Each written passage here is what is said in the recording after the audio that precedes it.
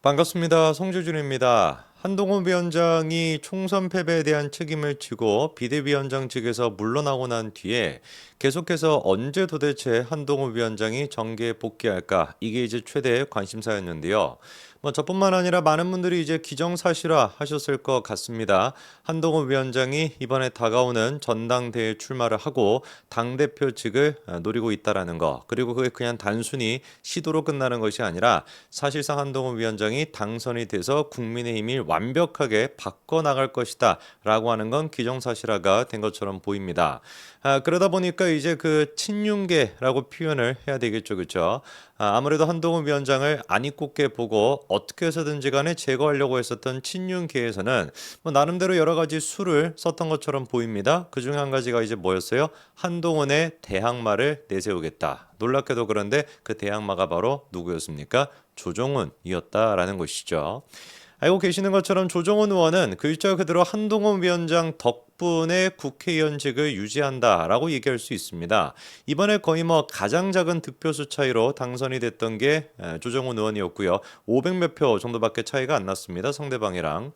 그리고 한동훈 위원장이 무려 유세를 3번이나 갔던 것도 조정훈 의원이었고 제일 처음 유세를 갔던 것도 조정훈 의원이었습니다. 그리고 한동훈이라고 하는 사람이 그 유세 현장에 나타났을 때 국민들이 어떤 식으로 반응하고 얼마나 열광하고 얼마나 힘이 되는지를 알고 있다 보니까 우리 조정훈 의원이 어떻게까지 했습니까? 한동훈 위원장의 유세 시간이 끝나가지고 이제 돌아가려고 했더니만 옷깃을 갖다가 땡기면서 조금만 더 해줘 1분만 더 해줘 이래가지고 지금 조정훈의 별명까지 만들어줬잖아요. 조좀만이라고. 조좀만 이건 욕하는 거 아닙니다. 조좀만 조금만 더 해달라고 그랬던 인간이 조정훈인데 이제 와가지고 한동훈 위원장한테 책임을 떠넘기는 총선백서를 만들어내고 애당초 총선백서에 대해서 이제는 또 하는 얘기가 대통령과 그다음에 한동훈 위원장 양쪽이 다 잘못이 있다 말도 안 되는 헛소리라고 있지만 정확하게 우리가 기억하고 있죠. 4월 12일 총선이 끝나고 난 다음에 채 이틀도 되지 않았을 때 조정훈이 한국경제와의 인터뷰에서 분명히 뭐라고 했습니까? 대통령에 대한 어떤 책임 이런 목소리도 당내에서 나오고 있다라고 했더니 조정훈이 칼같이 잘라내면서 그건 아니라고 본다. 선거는 당에서 치루었고 당의 문제가 뭐였냐? 민주당보다 간절함이 없었다. 이렇게 얘기하지 않았습니까? 한동훈 위원장을 보고 사실상 이재명에 비해 가지고 열정과 그리고 이기겠다라고 하는 의지, 그 어떤 투철함이 부족했다라고 평가를 했던 게 조정훈이라는 걸 다 기억하고 있습니다. 그런데 이제 와가지고 대통령과 한동훈 위원장 양측의 잘못이 있고 총선 백서는 한동훈 위원장 한 명을 겨냥한 게 아니다. 택도 없는 진짜 기회주의자의 말밖에 안 되는 거겠죠. 자, 그래서 이제 조정훈을 둘러싸고도 여러 논란이 있었고요. 친윤계 쪽에서도 조정훈을 앞세워서 한동훈을 제거하겠다라고 시도했지만 홍준표가 그랬던 것처럼 심평이 그랬던 것처럼 그렇게 나대면 나댈수록 어떻게만 됐습니까? 한동훈 위원장의 입지만 커지게 됐죠. 그렇죠? 자, 그래서 조정훈까지도 그렇게 한동훈 위원장을 겨냥하다 보니 이제 한동훈 위원장이 더 이상 가만히 있지 않는 것 같습니다. 이번에 공식적으로 처음으로 사실상 총선 끝나고 난 뒤에 정치에 대한 이야기를 한동훈 위원장이 꺼냈는데요. 그게 다른 게 아니라 놀랍게도 윤석열 대통령의 정부 정책에 대해 가지고 염려와 우려를 표하는 메시지를 냈습니다. 자, 그러면 도대체 한동훈 위원장이 어떤 메시지를 낸 것이냐? KC 인증 의무화 규제 그거 재고돼야 된다라는 식으로 사실상 정부 정책에 대해서 반대하고 비판하는 입장을 낸 것인데요.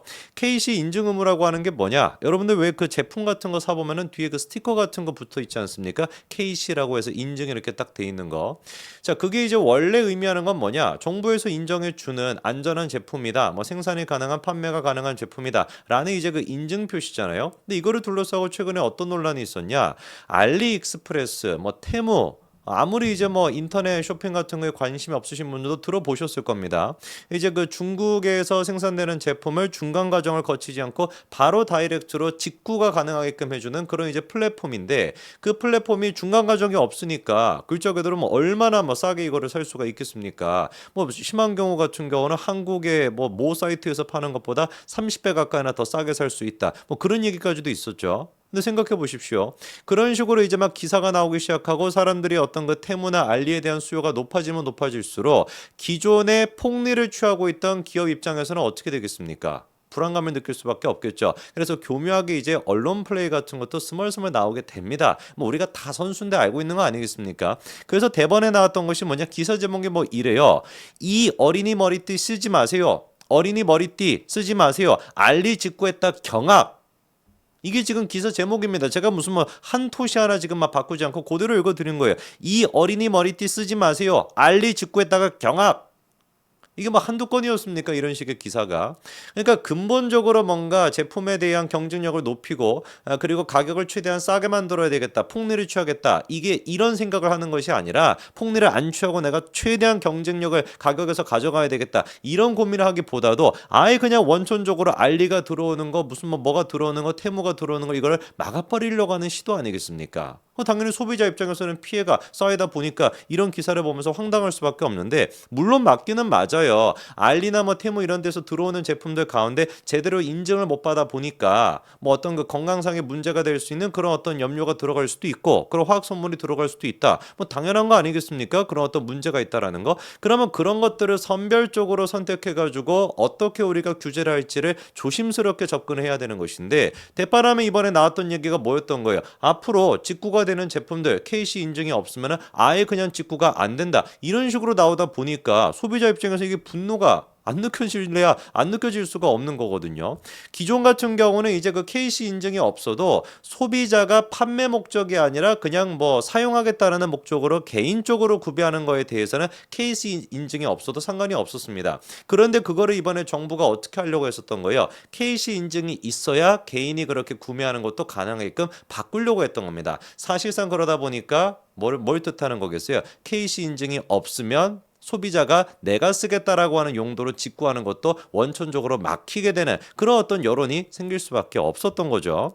그리고 이번에 이제 그 보도자료, 국무조정실에서 냈던 보도자료에 눈에 띄는 표현 한 가지가 들어가 있습니다. 뭐가 들어가 있냐?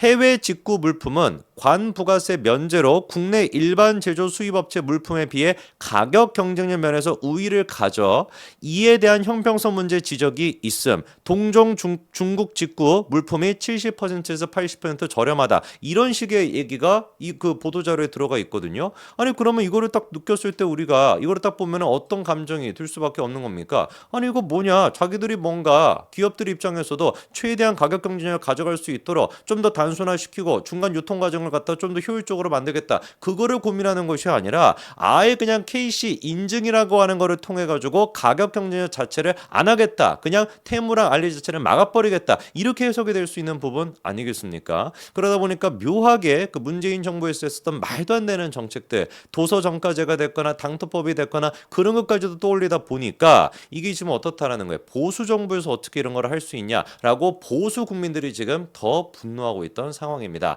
그 정책에 대해 가지고 이번에 한동훈 위원장이 뭐라고 메시지를 낸 거예요? 국내 소비자 보호를 위하여 제품의 안전을 꼼꼼히 챙기는 것은 정부의 당연한 책무다.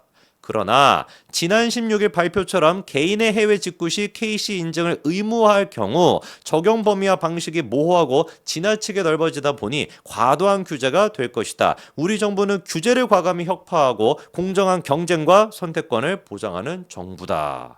오히려 정부다라기보다도 우리 정부는 그렇게 되어야 된다라고 하는 게 한동훈 위원장의 진짜 하고 싶었던 메시지가 아닐까 싶습니다. 보수우파 시장 자유주의를 기본으로 하고 있는 윤석열 정부에서 규제를 과감히 혁파하고 공정한 경쟁과 선택권을 보장하는 정부였다라고 한다면 글쎄요, 이런 KC 인증을 둘러싼 도저히 납득이 되지 않는 그런 발표를 할 수 있었을까 싶습니다. 이제 와가지고 부랴부랴 이제 뭐 보류하는 것이다, 전면 금지를 안 하겠다, 뭐 여러 가지 얘기가 나오고 있습니다만 글쎄요, 왜 그렇게 우리가 먼저 건덕지를 저렇게 물어뜯어라 라고 주는 것인지 도저히 저는 납득이 되지 않네요. 정치와 상관이 없는 IT 유튜버들 뭐 100만 200만 뭐 어마어마하게 큰 어떤 구독자를 갖고 있는 그 유튜버들조차도 대부분 제가 알기로는 이제 그 보수 쪽에 있다라고 알고 계시는 분들도 계시는데 그분들조차도 이거에 대해 가지고 즉각적으로 지금 반발하는 목소리를 냈고, 어떻게 보수 정부에서 자유시장 가치를 중시한다라는 정부에서 문재인 정부가 할 법한 정책을 할 수가 있냐? 이런 지금 불멘 소리가 나오고 있습니다. 글쎄요.